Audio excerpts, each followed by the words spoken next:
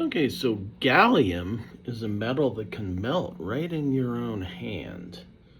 And so that's the same element that helps also power a lot of modern electronics, especially things with LEDs and the like, right? So its chemical symbol is gallium, its atomic number is 31, it has an atomic mass of 69.723 grams per mole.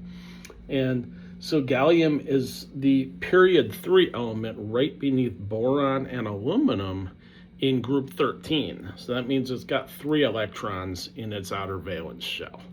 And its electron configuration is right here. So it's argon, and then it does have 3 electrons in the outer shell, but it's got those d orbitals 2 right beneath there. So that's 3d10, 4s2, and 4p1. So that's gallium. And the element was discovered back in 1875 by a French chemist, Paul-Émile Lecoq de Boisbaudran. And it was a soft silvery metal that he kind of described. And it was actually originally named Gallia after the Latin word for Gaul, which was now known as France. That was, what the Latins called France. And some might also say that gallium was also named after the discoverer because the coq is French for the rooster.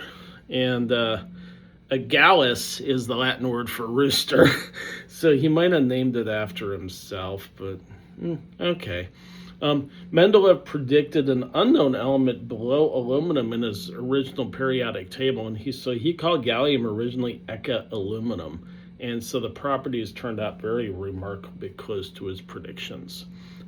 Gallium will melt fairly low, so 29.76 degrees Celsius, 85.57 degrees Fahrenheit. So it'll melt right in your own hand, and just with the warmth of your hand, right? And then it'll re-solidify when it cools back down. But also, like water, gallium also expands when it freezes. So that's kind of interesting because it's one of the few elements that will potentially break a container as it freezes inside of a vessel. So you have to be a little careful when you store it, depending on the temperature.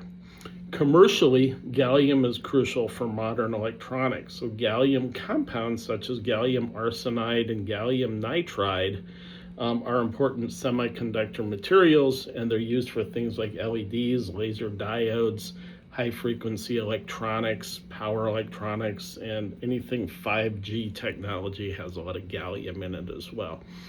So it makes brilliant blue LEDs possible. So gallium nitride is responsible for that blue and violet LED color.